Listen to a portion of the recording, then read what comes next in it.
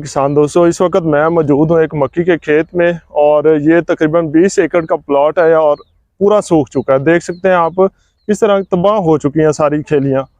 देखें आप किस तरह जो है ना सारे पौधे खुश्क हो चुके हैं और छलियाँ जो हैं वो नीचे लटक रही हैं। तो आज की वीडियो में मैं आपको इसकी वजूहात बताऊँगा कि ये मक्की क्यों सूख जाती है और इसको हमने किस तरह कंट्रोल करना है।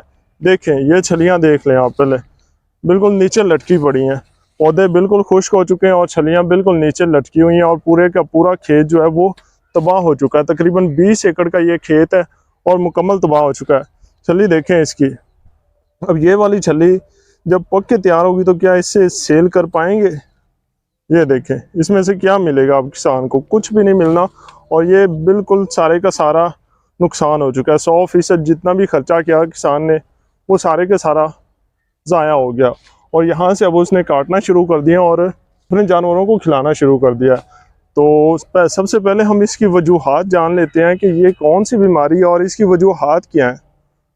मक्की के अंदर ये वाली जो बीमारी है ये फंगस की वजह से आती है, जो कि चारकोल रॉट, फुजेरियम, और बहुत कम ऐसा होता है कि ये बैक्टीरिया की वजह से भी आई, लेकिन ज़्यादातर ये फुजेरियम और चारकोल रॉट की वजह से ही आती है। अब ये वाला पौधा देखें, ये सही खड़ा है लेकिन बाकी जो है वो अंदर से खेत जो है वो पूरे का पूरा खुश्क हो चुका है।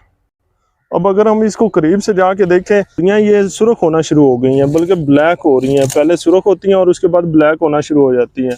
और अगर हम इसको अंदर से काट के देखें तो ये देखें अंदर से ये बिल्कुल ब्लैक हो चुका है। अब इसमें होता क्या है कि इसके जड़ जो है वो गलना सड़ना शुरू हो जाती हैं फुजेरियम की वजह से। फुजेरियम जो है ये एक नुकसानदेह फंगस है या चारकोल रॉट आ जाती है और इसका जो वेस्कुलर सिस्टम है वो बिल्कुल नाकारा हो जाता है और पौधा अल्टीमेटली खुश्क हो जाता है और जो छलियाँ होती हैं वो भी खुश्क हो जाती हैं। अब ये देख लें छली बिल्कुल नीचे लटकी हुई है और दाने बिल्कुल भी नहीं है।